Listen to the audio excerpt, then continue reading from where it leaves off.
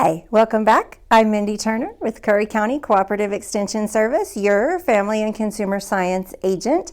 This month we are talking about things I wish I knew, simple things that it's good to know and be aware of around our homes and our house. Last time we talked a little bit about the symbols for care of our kitchenware and of our laundry, and hopefully that was helpful information for some of you, at least made you go back and look at some of those tags to figure out maybe why that item shrank. So now we're going to talk a little bit about something that I think everybody has in their home, but we don't always think about it, of course, until we need it, and that's adhesives. So when we talk about glue and tapes, and what I'm going to show you today, these are just things I rounded up from the house and around the office, different types, and so we're not really worried about the brands. We're just talking about the actual types of adhesives that we might use. One of the things that's key and that I don't usually do is reading what goes along with the adhesive. They're going to be labeled for appropriate uses, for what they work best for when you want to use them. And that label is going to be your best source of how and what you want to use it for. And if you're not sure, if you're shopping, for instance, at the home improvement store and you have a specific project you know you need to work on, talk with the professionals in that area who can give you a better idea. Same thing if it's at the craft store. Here's what I need to do. Which of these options is going to be the best for me?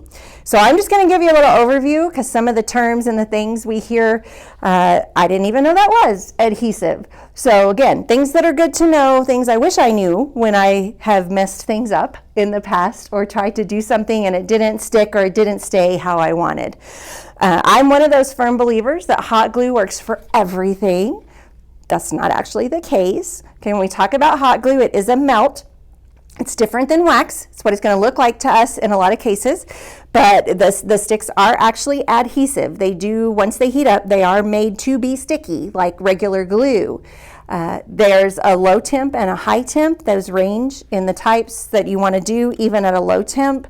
Sometimes I always want to use the high temp because that's fast and it gets everything to stay, but it can also be a little dangerous because that's when you get burned. Low temp will still burn you. I want you to know that. It may take a little longer to adhere and to do what you're trying to do. So just be aware when you're using your glue guns, this is not a kid-friendly item. When we do projects with kids through the 4-H program or anything like that, if it's something that is going to require a glue gun or even just to speed up the process, that's an adult thing that they're going to be the ones to actually do the glue gun piece and then let the child finish the rest of the project. So that's something to definitely be aware of. So when we talk about kids, what kind of glue are we going to use? Now, we all remember this plain old white glue. We all grew up doing this. You could make it paste on your hands and then peel it off and all of that good stuff. They still use this today. This is what you want if you're gluing porous items. It's great for paper, basic crafts. Takes a little longer to dry, to stick together. So sometimes you have to hold it to get it started and then let it sit long enough for it to dry. And that's why I think a lot of us who do crafting get impatient.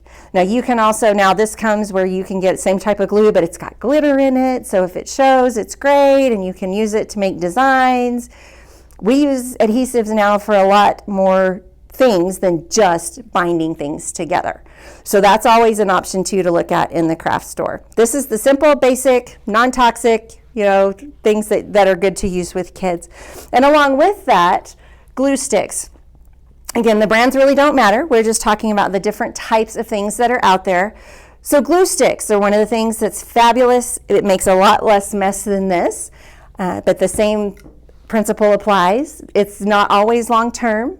If you're just doing paper, a lot of times you can get a good seal on that. You get it bonded really well, and it will stay forever.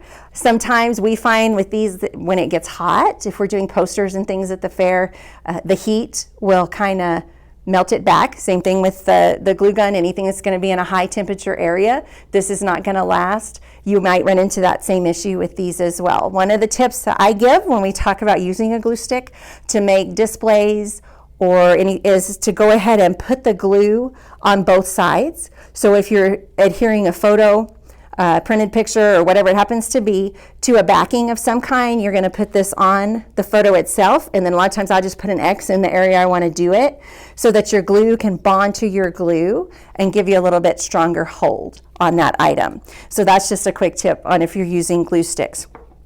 So those are handy things. They're great to have, like I said, especially if you're working with kids to do projects.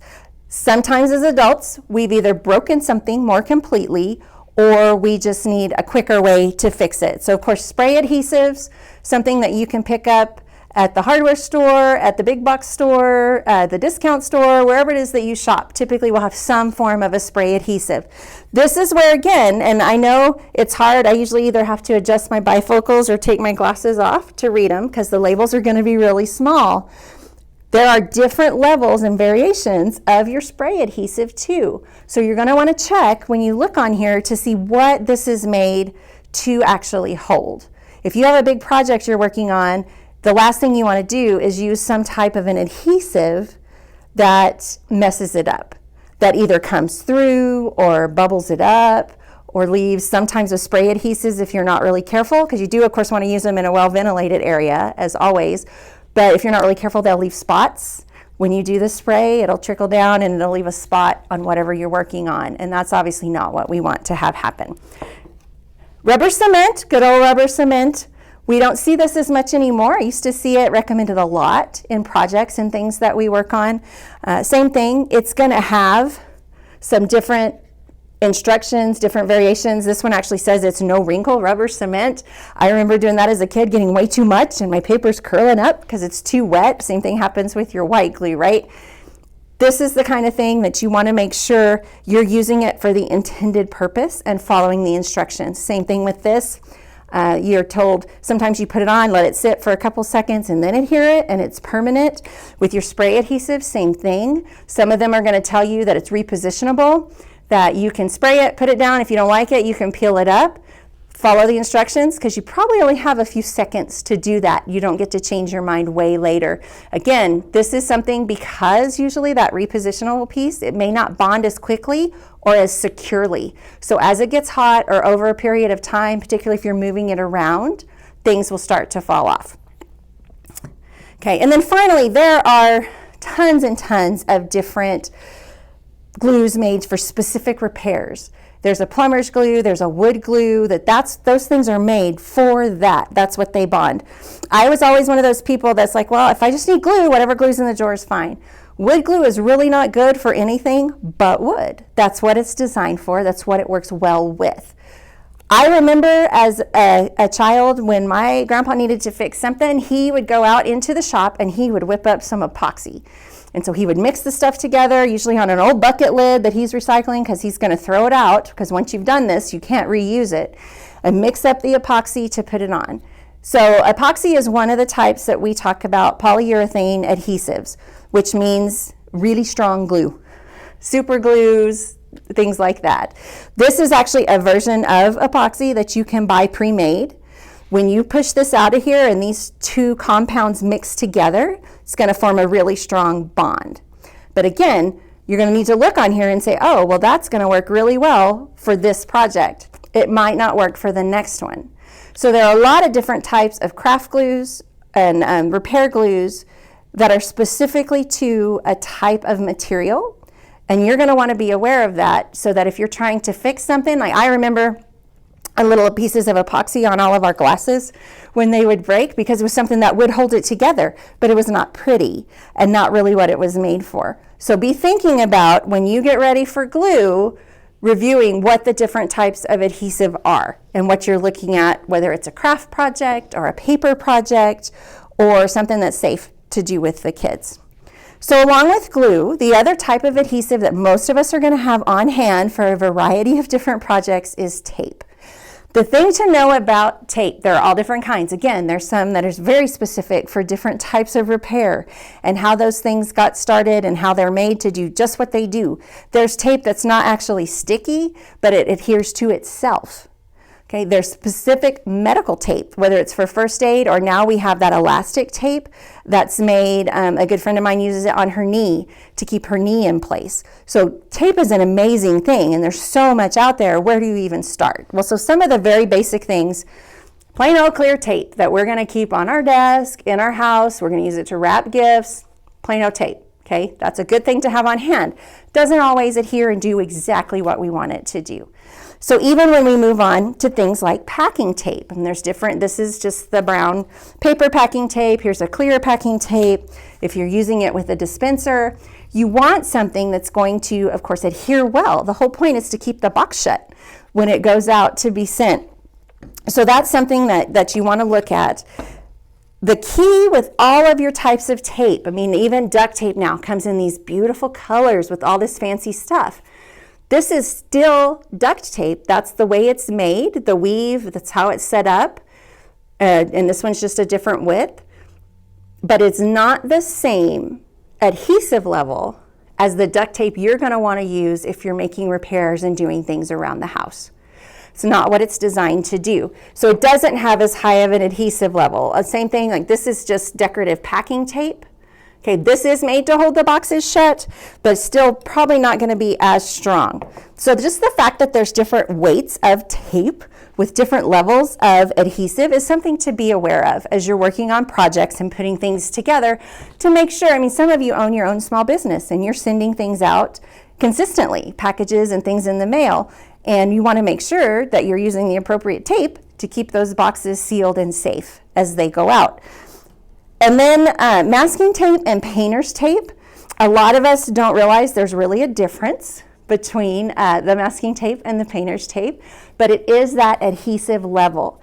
Painter's tape is made to seal tight so that it protects your edges, that the paint doesn't seep in and under.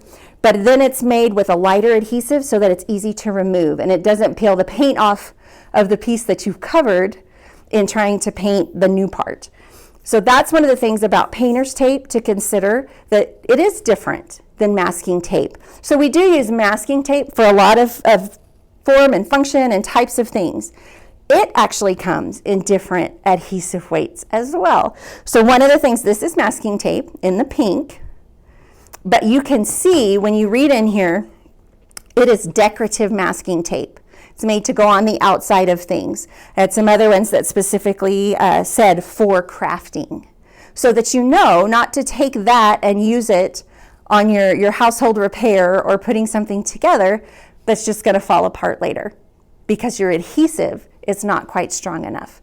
So as we look around the house, as we get ready to work on our projects, consider what type of glue do I need? Ask for help from a professional if you really need to follow up on that.